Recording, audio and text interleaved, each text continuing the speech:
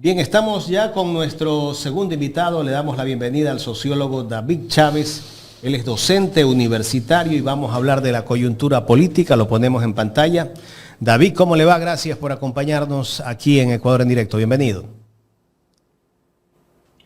Hola, Carlita, Jaime, qué gusto estar con ustedes en esta coyuntura tan complicada del país. David, ¿y por qué no justo nos vamos a esa línea, ¿no?, del entrevistado que acabamos de terminar y decimos, ¿están politizadas las Fuerzas Armadas? ¿No? Sería bueno que David nos dé ese criterio, ¿no? ¿Hasta cuándo las Fuerzas Armadas van a seguir sumisas o los altos mandos van a callar?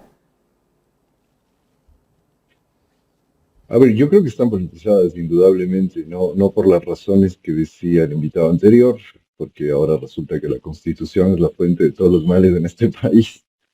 Pero es interesante porque, digamos, las Fuerzas Armadas tenían un control sobre el Estado muy significativo antes de la Constitución del 2008. La Constitución del 2008 estableció un principio que es fundamental para cualquier democracia y para cualquier república. Los aparatos represivos del Estado tienen que estar subordinados al mando civil del Estado. Así funciona, es un principio mínimo de cualquier democracia. El problema del Ecuador, por una larga historia, es que las Fuerzas Armadas no cumplían tanto con eso. Lo acaba de decir el invitado anterior. Ellos podían echar abajo un gobierno. Eso es un mensaje absolutamente claro de que esa no es la vía democrática. Ahora bien, me parece que ese no es el problema de la politización de las Fuerzas Armadas.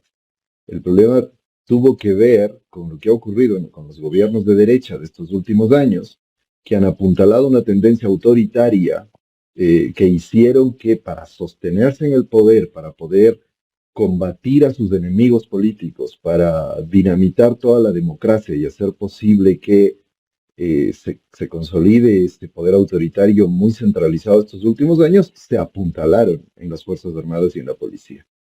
Pero eso es lo que ha ocurrido en el último tiempo. Es diferente, ¿no? Ahí creo que hay que hacer una división muy clara.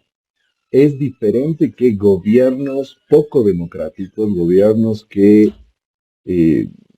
desestructuran los mínimos democráticos de una sociedad para poder concentrar poder, sumen a ese proceso a las Fuerzas Armadas. Esa es una politización muy perniciosa. Que las Fuerzas Armadas estén sometidas al mando civil es completamente deseable, pero en un contexto de adecuada institucionalización del Estado. Porque si no es así, en cambio, la injerencia que las Fuerzas Armadas pueden llegar a tener en la democracia puede ser muy corrosivo de la convivencia democrática. Les pongo una imagen, o sea, que a mí no se me va de la cabeza en todos estos últimos meses. Diana Tamaín yendo al Ministerio de Defensa a recibir instrucciones sobre la prohibición del uso de celulares. Eso es lo grave. O sea, no que las Fuerzas Armadas estén bajo el mando civil, insisto, eso es deseable en cualquier democracia. El Ecuador no ha tenido mucha experiencia en eso porque las Fuerzas Armadas, si bien por un lado han tenido una institucionalidad muy sólida, en cierto sentido nacionalista, democrática e inclusive progresista en ciertas épocas, por otro lado han tenido siempre históricamente una gran autonomía.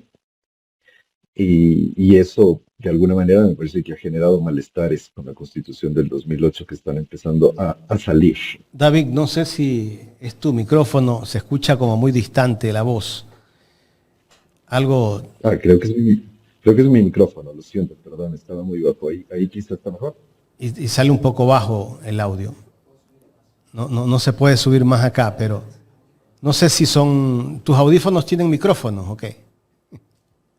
Son audífonos. No, sí, son solo pero audífonos. Bueno, pero no sé, ahí me estoy... Ahí escuché un poquito mejor. Vamos a tratar de mantenernos en ese sitio. David, bueno, entremos un poco al tema de lo que va a ocurrir el día de mañana en la Asamblea Nacional. Mañana se elige al presidente o presidenta de la Asamblea Nacional. El gobierno, al parecer, es el que va a elegir o es el que va a poner al presidente o presidenta de la Asamblea. Hay 2 o 3 candidatos de parte del gobierno. Se habla de que la madre del presidente de la República, doña Anabela Sim, sea la posible presidenta de la Asamblea. Por ahí ya descartan también otros la presencia de Anabela. Hablan del exministro de Turismo, Niel Olsen. También hablan del Baby Torres.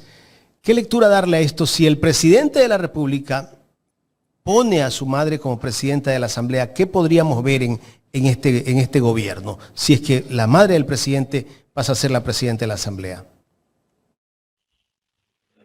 No, eso es volver a los tiempos más oscuros de la oligarquía ecuatoriana. O sea, es haberle entregado a una familia el control de todos los poderes del Estado. Es quizá el símbolo más significativo de qué tan destruida está la democracia en el Ecuador.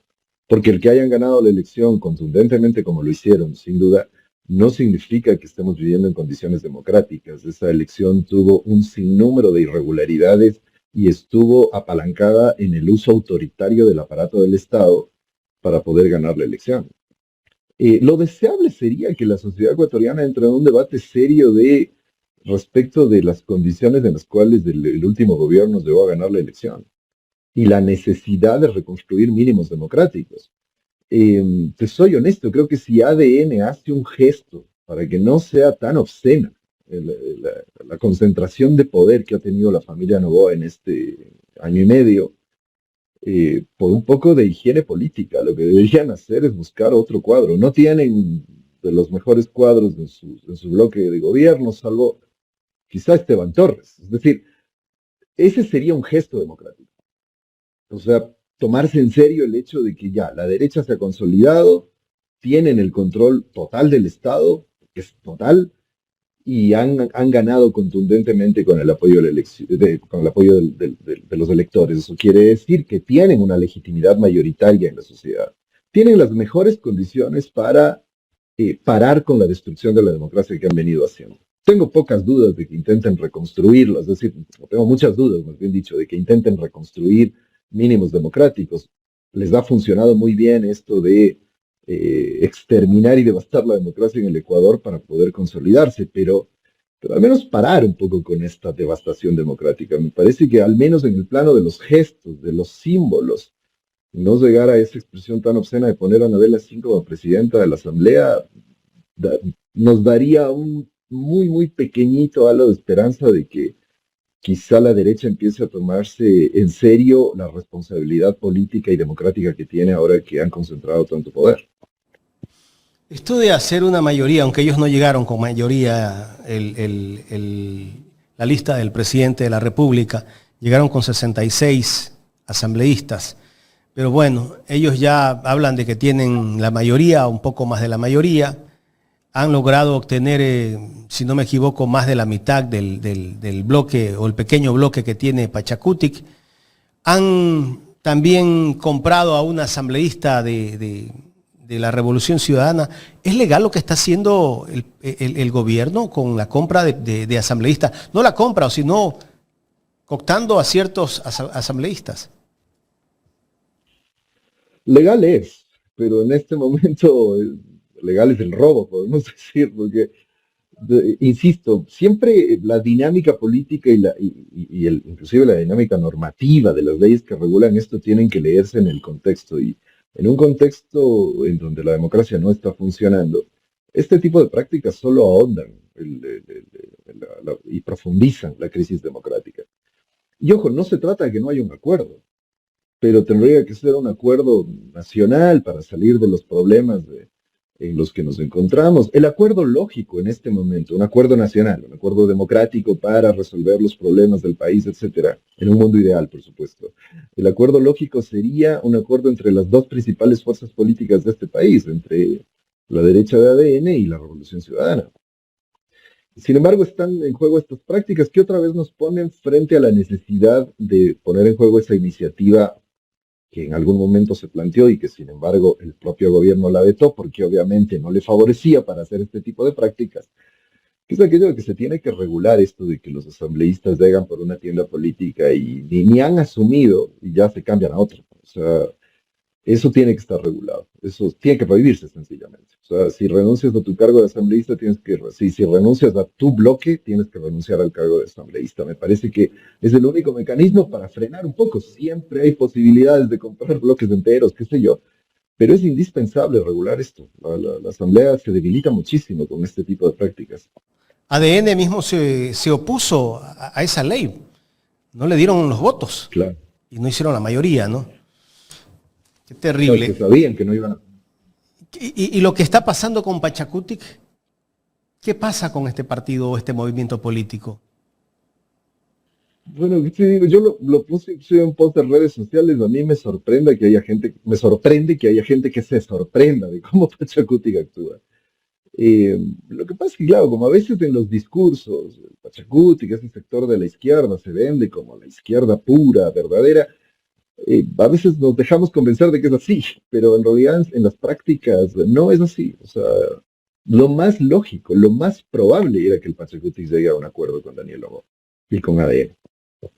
Dicen, como bien has dicho, los rumores que circulan es que es una parte del bloque, que no es todo. Mañana veremos. Mañana veremos. Además, recuerden que ya salieron en la foto, después dijeron, casi dicen que De la Gasca les invitó a festejar su cumpleaños o alguna cosa parecida y que no era un acuerdo político parlamentario. Recularon, fue muy raro eso. Leonidas Diza diciendo una cosa por un lado, el bloque diciendo otra cosa. Pachacuti me parece, como partido, me parece que no tardó mucho en tener algún pronunciamiento. Entonces eso habla de una crisis, pero no es una crisis actual, es una crisis de hace rato. Y también yo me pregunto en qué medida es crisis, porque si uno mira cómo vienen votando las poblaciones, al menos las áreas, las zonas geográficas con mayor población indígena en el Ecuador, ahí se viene votando mayoritariamente por la derecha. Y como te digo, en esa lógica, además con cómo ha venido operando el Pachacutic, desde que llegaron a acuerdos con Morenos, llegaron a acuerdos con Lazo, eh, llegaron a un acuerdo parlamentario, que es el que puso a Lupe Doria en la presidencia del Parlamento. Y ahora que llegan a un acuerdo con ADN no es extraño. O sea, más bien, en esa historia política reciente del Pachacuti, lo extraño fue que durante la elección hayan alcanzado un acuerdo muy cuestionado por muchos sectores del Pachacuti, por lo que podemos ver de acuerdo a los datos electorales y de acuerdo a las posiciones que han mantenido todo el tiempo. Me parece que cuestionados por sectores que tienen amplia legitimidad en las bases y que tienen una amplia presencia, que son los sectores de derechas del Pachacuti. Entonces, están siendo coherentes. O sea, puede no gustarnos a ciertos sectores, pero están siendo coherentes con lo que ha sido la política del Pachacuti en los últimos años. Creo que es un equívoco pensarlo como hay una confusión, hay una crisis, no son solo los asambleístas que se han vendido. No, no, creo que en el Pachacuti en los últimos años se ha ido consolidando con mucha más fuerza cada vez más esa tendencia de derechas. Y lo que estamos viendo es el resultado de eso. Y como te digo, hay una larga historia. Trujillo era un tipo muy cercano al Pachacuti, por ejemplo. Y desde ahí para acá, las alianzas han sido fundamentalmente con la derecha. La alianza con la Revolución Ciudadana fue una anomalía en el comportamiento político del Pachacuti. ¿Por qué anomalía? Por lo que digo, la tendencia ha sido a alcanzar pactos con la derecha en contra del correísmo, además. Entonces, haber llegado a esto durante la campaña electoral, eso a mí sí me sorprendió, la verdad, porque yo he sostenido, creo que lo he hecho también acá en Ecuador en directo, que diga, en la coyuntura electoral me parecía muy difícil que se llegue a un acuerdo, porque siempre me ha parecido muy difícil un acuerdo entre la Revolución Ciudadana y el Pachacuti. Por esta razón, o sea, porque en el Pachacuti hay una tendencia mucho más sólida y consistente a lograr acuerdos con la derecha y alinearse con la derecha. Entonces, si miras de ese histórico, lo que ahí desencaja no son estos acuerdos con Lazo, con Noboa, con Moreno, con toda esta gente, sino que es más bien ese acuerdo que, como te decía, además fue duramente cuestionado por ciertos sectores de la derecha del Pachacuti, con la Revolución Ciudadana. Ahora, ese acuerdo entre el gobierno y Pachacutic, ¿es un acuerdo solo legislativo? ¿Qué lectura darle a esto? ¿O solo, tal vez detrás de ese acuerdo hay el reparto de los espacios dentro de la Asamblea? ¿O hay otros repartos en provincias donde están estos asambleístas? Bueno, por el momento yo al menos no he tenido noticias de nada más de que no sea un acuerdo parlamentario. Creo que veremos desde mañana qué es lo que va ocurriendo y hasta dónde llega ese acuerdo. Eh, Me temo que obviamente no, es muy probable que no se quede solo en el reparto de cargos al interior de la Asamblea, pero por el momento seguramente eso es lo que se negoció. Creo que con el paso del tiempo podremos ver qué otro tipo de acuerdos hay, pero solo en el plano parlamentario me parece problemático porque seguramente ese acuerdo le va a permitir al gobierno y a la derecha en este país promover una serie de reformas que van a favorecer al gobierno y que lo que van a hacer es seguir desmantelando las condiciones del Estado de Derecho, de las condiciones democráticas. Entonces, eso nos pone en un predicamento muy, muy complicado porque debilita la oposición a pesar de la unidad que terminó siendo estrictamente coyuntural y electoral para el Pachacuti. Entonces debilita la posibilidad de que haya una oposición de izquierdas. O sea, digamos, el Pachacuti se ha comportado como se ha comportado, pero se supone que al menos en el membrete sigue siendo una fuerza de izquierdas que se supone que pelea por los derechos de las grandes mayorías. Y es bastante evidente que el gobierno de Noboa está preparando una arremetida muy, muy, muy contundente contra los derechos de las mayorías, de las clases trabajadoras, del estado de bienestar relativo, digamos, que representa la Constitución del 2008. Entonces lo lógico era más bien mantener la unidad de las izquierdas en función de convertirse en una oposición democrática, por supuesto, pero una oposición sólida para defender esos intereses. Si el bloque de Pachacuti se vira hacia el lado de ADN, me parece que eso va a generar una situación muy problemática frente a esta posibilidad de, al menos en el espacio de la Asamblea, defender esa agenda programática de las izquierdas. Es una pena porque, digamos, sea como sea, el acuerdo electoral era un acuerdo que habría posibilidades, más allá de un triunfo o no, habría posibilidades para mantener esta unidad en defensa de los principios básicos que juntan a todas las izquierdas. Pero lamentablemente no ocurrió, como te digo, no me parece sorprendente, era poco probable, peor todavía con la victoria contundente de Noboa. Entonces, creo que eso deja a las fuerzas de izquierda en una situación de debilidad dentro de la Asamblea y deja como ha sido un poco la tónica, tampoco es de ahí que estamos descubriendo nada nuevo, la tónica ha sido el aislamiento de la Revolución Ciudadana y digamos, su debilitamiento en la Asamblea como fuerza que pueda detener la arremetida de los neoliberales, pero es la tónica, ¿no? Pero eso sí, si la Revolución Ciudadana comete algún error, le van a caer todos, incluyendo el Pachacuti, diciendo que no es de izquierda. Ahora, ¿cómo queda Leonidas Issa con este desgrane que tiene Pachacuti? ¿Qué va a pasar con Issa, su liderazgo? ¿Debe seguir en Pachacuti? ¿Debe pensar en un movimiento político muy aparte de Pachacuti? ¿Qué debe hacer? No creo, bueno, pues, digamos, no me siento en condiciones de aconsejarle políticamente a Leonidas Issa, pero digamos, mi balance es que, a ver, Leonidas Issa queda debilitado, indudablemente, lo que él representa, porque una cosa que hay que tener muy en cuenta, y esto opera para todas las facciones del Pachacuti, hay gente que cree que los dirigentes se desprenden cuando ya llegan a tener un cargo de dirigencia o un cargo de elección popular. No es así, o sea, el Pachacuti tiene una estructura muy orgánica y tiene una estructura muy asentada en las bases. Entonces es muy difícil que en el Pachacuti se tomen decisiones. Puede pasar, no digo que no, ya ha pasado históricamente, pero siempre hay alguna legitimidad de los dirigentes y los representantes respecto a las bases de las que representan. Por eso me parece que hay que hacer una lectura más fina sobre qué está ocurriendo también con las bases del Pachacuti y del movimiento indígena. Entonces, mi lectura, mi hipótesis, esto tiene que analizarse con más detalle, pero mi hipótesis es que los sectores de derecha se han vuelto hegemónicos al interior del Pachacuti.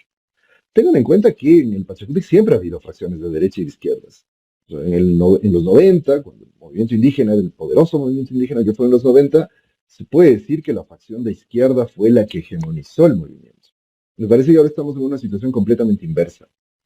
Sin embargo, más allá de las posturas de los dirigentes, los altos dirigentes, los presidentes de la CONAIE, el Consejo de Gobierno, cuando han sabido funcionar bien, cuando han tenido líderes con visión, líderes inteligentes, como es el caso de Leonidas Issa, han sabido mantener los equilibrios al interior del movimiento porque lo que ha prevalecido siempre es la necesidad de mantener la unidad del movimiento, como movimiento social y como el movimiento social más importante del país. Leonidas Díaz supo hacer eso y por eso el movimiento indígena volvió a tener un lugar preponderante en la política nacional gracias a la estabilidad de su dirigencia. Pero me parece que estos últimos hechos debilitan esa legitimidad que tiene dentro del movimiento y me parece que eso plantea una situación complicada para él y los sectores a los que él representa dentro del movimiento indígena, tanto en la CONAIE como en el Pachacuti. Ahora, irse a formar otro movimiento, no, Leonidas Diza no es Yacu Pérez, no es un oportunista como Yacu Pérez. Leonidas Diza es un dirigente absolutamente orgánico del movimiento indígena y supongo que su alternativa, al igual que la de los sectores a los que él representa, será mantenerse en el movimiento y dar la disputa que hay que dar a la interna del movimiento. Bien, David, pero bueno, ahora tenemos asambleístas de Pachacuti en la asamblea y claramente se ve su alineación más hacia el gobierno, hacia el oficialismo. En torno a eso hay algo de lo que todos hablamos y comentamos en este momento y es esa posible constituyente, que en la situación en que estamos diríamos que se va a dar. Pero ¿cómo va a recibir la población esta propuesta de constituyente dada la polarización que tenemos? Bueno, a ver, lo primero que diría es la constituyente es una locura en este momento. O sea, es decir, el país está tan devastado institucionalmente que hay que restituir, lo he dicho todo el tiempo, hay que restituir los mínimos democráticos, los mínimos de la convivencia democrática en el Ecuador. Eso, otra vez, eso sería deseable en el mundo ideal. En el mundo real, evidentemente, el gobierno no tiene intenciones de eso. El gobierno tiene intenciones de seguir medrando de todo este acumulado antidemocrático que ha conseguido en este tiempo y que está fundado en el odio al correísmo y a la revolución ciudadana y a la izquierda. Entonces, ¿qué mejor el último paso que les faltaba dar? ¿Qué mejor que echarse abajo la Constitución de Montecristi? Aunque, insisto, me parece que esto es ya dinamitar los pocos resquicios de democracia que nos quedan. El problema es que una propuesta así, muy probablemente con el envión de la aplastante victoria que tuvieron en las elecciones últimas, van a tener un apoyo importante. Además porque, como te decía hace un momento, ahora resulta que para todo el mundo, todos los males, ya estamos en un nivel de delirio político en el Ecuador. O sea, ya vivimos en el delirio. O sea, ya no hay nada que nos conecte con la realidad. Entonces ahora resulta que todos los males del Ecuador son producto de la Constitución y la gente inventa cosas. O sea, inventa cosas que los militares, si no apoyan al gobierno, van presos por culpa de la Constitución. Es el delirio. O sea, pero en este delirio le da mayoría a la derecha, y a la derecha autoritaria de Noboa. Entonces, me temo mucho que esta propuesta podrá tener mucha acogida. ¿Significa que se va a imponer otra vez la narrativa de que la Constitución no sirve porque fue hecha en el gobierno de Correa? Yo me temo que con seguridad, ya lo están haciendo, ¿no? O sea, ya están diciendo que esa es la Constitución, que es la causa de todo esto. Es la causa de la crisis económica, de la inseguridad, de todos los males. O sea, no sé, nos van a decir que es la causa de que el Barcelona no gane la Libertadores. O sea, no sé qué les falta decir de la Constitución para echársela abajo. Nos va a poner en una situación muy complicada porque además me parece que están apareciendo ya unas iniciativas muy autoritarias para la redacción de la nueva Constitución, porque efectivamente, o sea, si somos muy realistas en términos políticos, una constituyente de corte neoliberal y autoritaria no sería más que transparentar lo que ya han venido haciendo en estos años.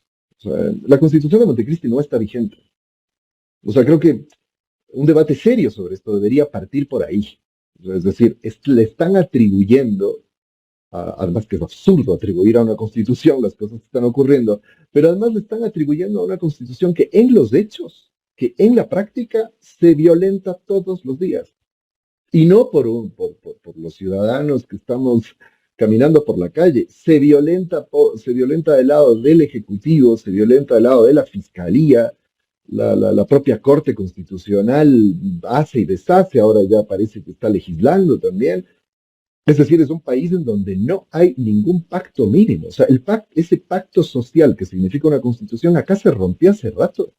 Se rompió cuando Lenín Moreno decidió traicionar la voluntad popular. A partir de ahí, y con el nombramiento de Trujillo y el trujillato que fue que fue una aplanadora con todo el orden constitucional, a partir de ahí la Constitución no está en plena vigencia.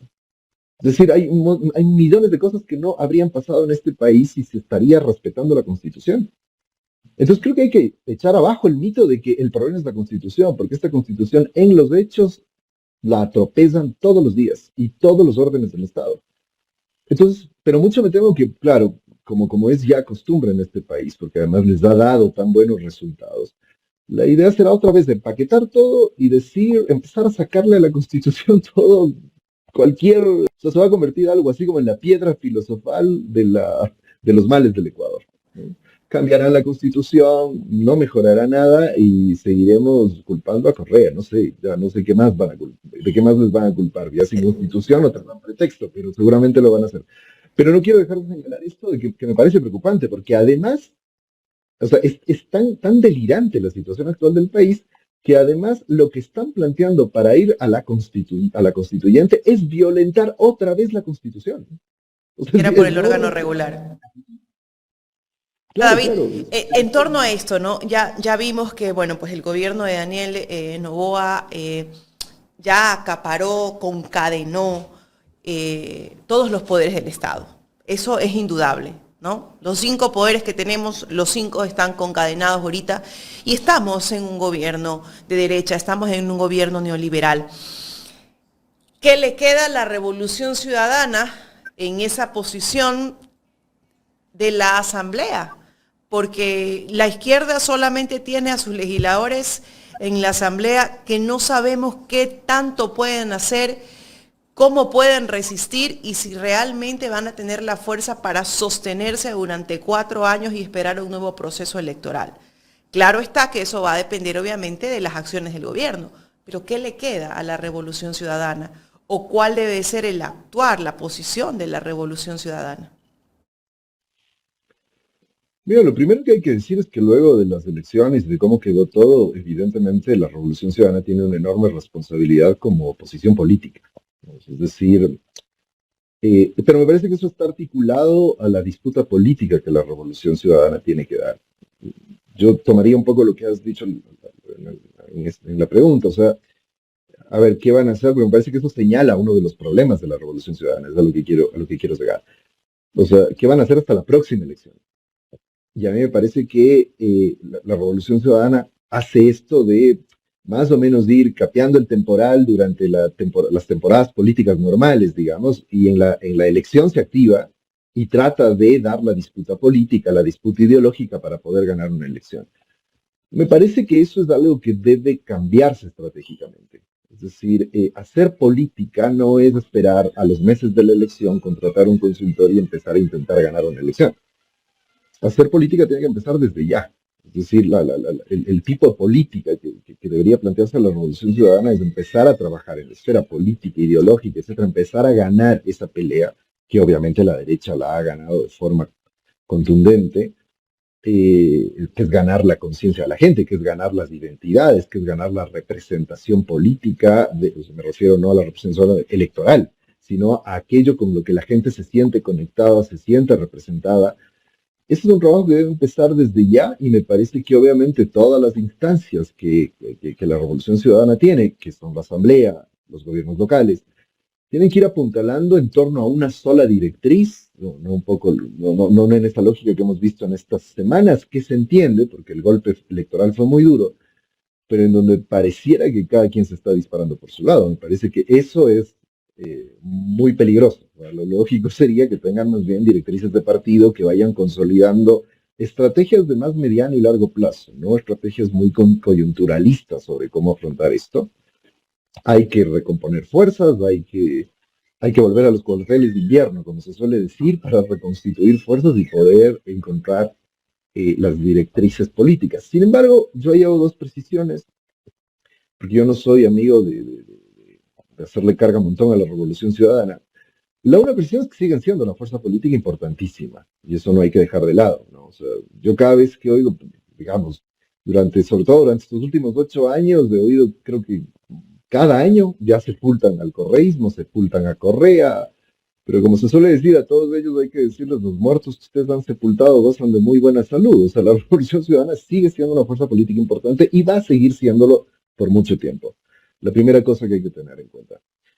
La segunda, que es muy importante también, es que la responsabilidad de lo que ha venido ocurriendo no es principalmente de la Revolución Ciudadana. O sea, es producto de la arremetida de la derecha, es producto de un electorado que ha dejado también, que se ha dejado, digamos, cooptar por las estrategias que tiene la derecha política, mediática, económica, etcétera.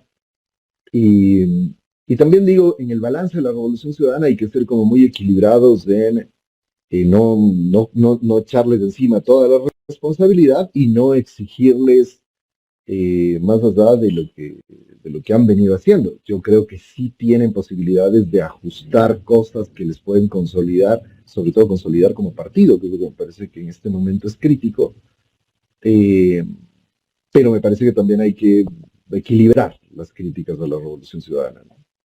Y la Revolución Ciudadana tiene que empezar a trabajar desde ya en lo que se viene a corto plazo, que son las seccionales, porque estamos completamente seguras que el gobierno de Daniel Noboa va a querer acaparar la mayor cantidad de alcaldías y prefecturas en el país para consolidarse como una gran fuerza política. Entonces debería de empezar a apuntar también hacia allá, tratar de mantenerse, tratar de mantener esa fuerza.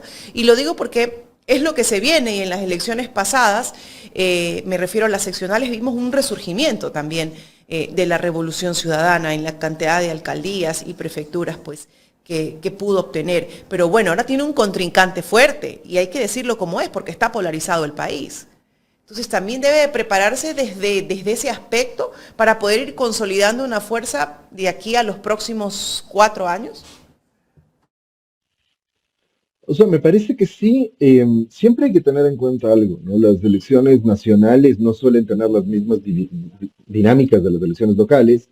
Esos en el Ecuador tradicionalmente se comportaban de formas muy diferentes, pero en los últimos años tienden más bien a equipararse. Es decir, las elecciones David, locales pero son tenemos como- una injerencia. Mira, nosotros pusimos un video aquí de la alcaldía de Daule, donde gente del municipio iba a sacar todas las pancartas de Luisa González.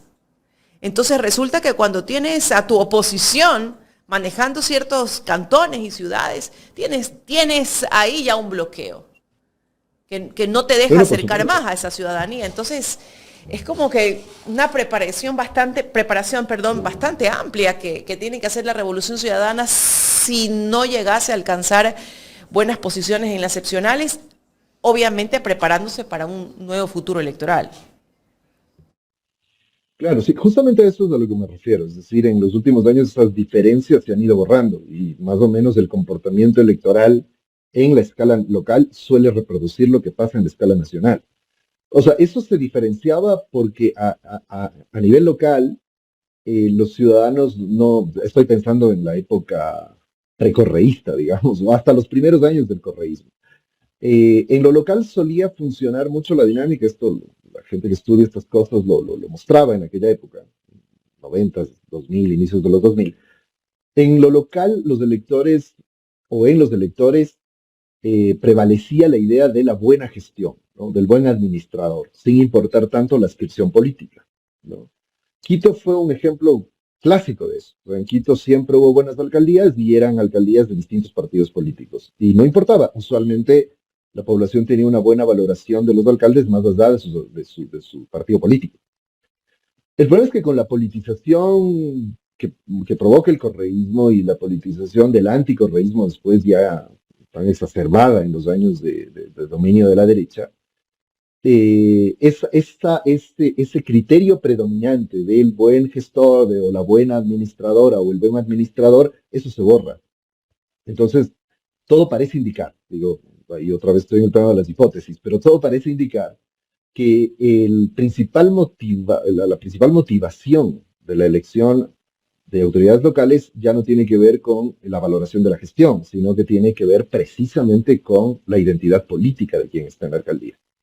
Es lo que está pasando en Quito con Pavel Muñoz. Es decir, si prospera eso que están haciendo, de sacarlo de la alcaldía, es muy probable que lo saquen, pero sin evaluación alguna de su gestión. Porque evidentemente Abel Muñoz podemos pensar lo que sea, pero evidentemente su gestión en comparación con las desastrosas gestiones anteriores de la alcaldía en Quito, sin duda es muy, muy superior y es mucho mejor que esos otros. Podría ser que no sea la más óptima, ni siquiera voy a discutir eso, pero evidentemente en un contraste es una gestión que está bastante mejor que las últimas desastrosas gestiones que tuvimos. Pero en el elector, ¿va a prevalecer esa valoración? Me temo mucho que no. Inclusive si no hay proceso revocatorio. En la elección seccional, en Quito, es muy probable que prevalezca más bien lo otro. Y como efectivamente has dicho, como ahora tenemos, porque en el escenario anterior no había una identidad política de derechas tan fuerte como la que significa ahora ADN. Entonces, frente a una identidad así, eso puede prevalecer fácilmente. Ahora, el problema que se tiene, el problema que en cambio tiene la derecha, y digamos, yo señalaría al menos dos cosas. Es que, claro, por más plata que le metan y todo, no están consolidados como estructura partidista y para las elecciones locales se necesita tener una estructura mínima para poder tener cuadros, capacidad de movilización, etcétera. Tienen el poder del Estado y eso es muchísimo. Y lo otro es que, aunque yo de esto cada vez tengo menos esperanza, pero digamos que queda la posibilidad de que los resultados de gestión que tenga Daniel Noboa, que yo puedo apostar que no van a ser los ideales, termine afectando a sus eventuales candidatos a los gobiernos locales. Sin embargo, lo que nos ha venido demostrando, nos han demostrado las elecciones nacionales de los últimos años es que ahí también está operando esto de que no importa la gestión de gobierno. A Noboa no lo votaron por su gestión de gobierno, por más que haya gente que trate de justificar eso, lo votaron por lo que representa políticamente, por los odios, las animadversiones, de todo este tipo de cosas que al final de cuentas Noboa representa. Sí, significa entonces, David, que para que el gobierno mantenga su popularidad tiene que sostener esa narrativa de odio, esa narrativa de polarización. Porque, bueno, un gobierno neoliberal que habla de la reducción del Estado, que habla de un Estado obeso, sabemos que su prioridad no va a ser la inversión, sin duda alguna. Entonces, ¿qué le queda qué le quedaría para sostenerse al gobierno, mantener esa narrativa con la que se impuso en las últimas elecciones?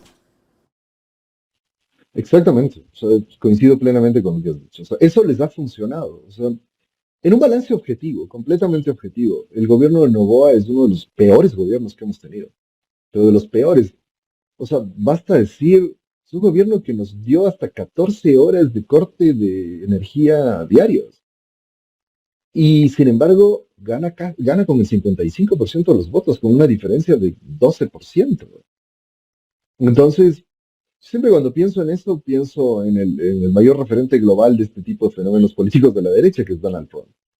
Él tiene dijo en algún momento esta frase de que es muy decidora de esto, ¿no? De que él podría salir a disparar a alguien en la Quinta Avenida en Nueva York y sin embargo sus electores le seguirían respaldando. Me parece que es muy significativo porque es lo que está ocurriendo con la derecha. O sea, no pasa por si hay o no gestión, porque el truco del anticorreísmo, como de cualquier otra tendencia antiizquierdista en la que se están apuntalando estos neofascismos de escala global, el truco es que si las cosas salen mal, no es culpa del gobierno. Si las cosas salen mal, es culpa de la izquierda. Así la izquierda no gobierne, así la izquierda se haya ido 10 años ya del poder, así no tenga poder real, porque si la Revolución Ciudadana tuviera el poder que dicen que tiene, no necesitaría pelear para ganar una elección. O sea, tendría ya el control de todo. ¿Para qué van a querer la presidencia? Entonces es una falacia, pero esa falacia funciona. En ¿Hasta términos de cuándo, análisis es muy interesante, pero hasta, en términos de lo que significa el país es terrible. hasta cuándo puede comer ese cuento la gente?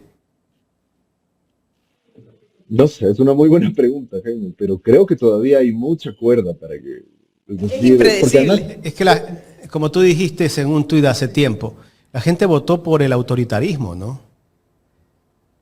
claro, claro, claro, o sea, esto es lo que digo todo el tiempo, esto no es democracia, no es que la gente está votando por el autoritarismo. Y o sea, hay que revisar las últimas cifras del Latino Barómetro, de esta medición que se hace a escala regional, la de 2024, que salió hace poco, y el Ecuador está en los primeros puestos de las tendencias autoritarias en América Latina. O sea, por darles un dato, alrededor del 50% de la gente cree que sería Sería igual tener un gobierno democrático que tener un gobierno autoritario. Todos los indicadores que miden esta tendencia autoritaria ponen al Ecuador en los primeros lugares. Entonces, evidentemente hay una conciencia colectiva que está demandando autoritarismo. Y en la lógica autoritaria, ahí no importa la gestión, ahí importa, sobre todo para la derecha, no siempre importa señalar un enemigo y atribuirle a ese enemigo todos los males de la sociedad. Eso es lo que ya ocurrió en los fascismos de los años 30. O sea, ahora es una revisión, por supuesto, no hay que hacer comparaciones apresuradas y antojadizas, pero de alguna manera es esta mecánica la que está funcionando. Entonces, Noboa lo entendió muy bien, o sea, Noboa lo entendió desde el asalto a la embajada. No sé si él, pero la gente que le arma sus estrategias políticas entendieron muy bien que exacerbar el odio anticorreísta es una garantía de conseguir cada vez más legitimidad política. Y ahí es muy, muy, muy significativo tener en cuenta una cosa, ¿no? Porque cuando un gobierno se consolida a través de vías democráticas, cuando hay realmente condiciones democráticas, cualquier arrebato, atisbo, etcétera, cualquier comportamiento autoritario le resta respaldo político, no le consolida. A Noboa le pasa al revés. O sea, a Noboa el autoritarismo lo consolida. Entonces, por eso, si ustedes miran, uno podría hacer una especie de mapeo de cómo ha ido radicalizándose el anticorreísmo, es fácil ver que progresivamente se va volviendo cada vez más radical y cada vez más intransigente. Entonces ya en este punto se puede decir cualquier cosa y termina siendo legitimada porque el anticorreísmo de ahora es mucho más radical que el anticorreísmo de hace 5 años. Y es mucho más radical además porque, entre otras cosas, se ha vuelto mucho más mayoritario. Entonces recuerden ustedes lo de recién, o sea, no hay vacunas, no hay problemas por las vacunas y la respuesta es culpa de Correa. Y seguirá siendo así, aunque vengan los apagones, porque ya se está anunciando que posiblemente en septiembre vienen apagones, ¿no? Porque el Ministerio de Energía no ha invertido en contratar nueva energía. Entonces, ¿seguirá siendo así ese anticorreísmo, aunque vengan 10 o 8 horas nuevas de apagones? Si las cosas siguen como están, y quiero subrayar eso, ¿no? Si siguen como están en cuanto a la disputa política que estamos dando en la esfera pública, es muy probable que esto se replique. O sea, es muy probable que vuelvan los apagones, que vuelvan los pretextos, que vuelvan a culpar al correísmo, a la Constitución. Recuerden que en los últimos apagones había gente que culpaba a la Constitución, ¿no? O sea, que era culpa de la Constitución que no podía haber inversión. Además, falacias, todas son mentiras. Todos son mentiras, que no puede haber inversión en el sector privado, que es en el sector hidroeléctrico, porque es sector estratégico. Las telecomunicaciones son sectores estratégicos, y ahí tenemos a dos grandes transnacionales que nos ofrecen un caro y malo servicio, y un mal servicio de telefonía celular. Gobiernan con la mentira. Claro. Pero claro, el problema es que la mentira se vuelve verdad, y ahí, por ejemplo, tenemos un factor que me parece crítico, es la disputa mediática. O sea, si no encontramos vías para poder ser más eficaces, porque no digo que no se dé esa pelea, o sea, espacios como el de ustedes contribuyen a esa pelea con los grandes medios hegemónicos de derecha. Pero evidentemente ahí hay que ampliar las posibilidades de dar esa disputa. Entonces me parece que esas son las discusiones que se debe tener en las izquierdas, fundamentalmente en la Revolución Ciudadana, es decir, cómo se da una disputa ideológico-política que sea capaz de revertir las condiciones no democráticas en las que estamos operando. David, queremos agradecerte por el tiempo que nos ha brindado para conversar en esta mañana aquí en Ecuador en Directo. No, a ustedes, les agradezco muchísimo, siempre es un placer. Un abrazo para ambos. Gracias. David Chávez, docente universitario, conversando con nosotros aquí en Ecuador en Directo. Bueno,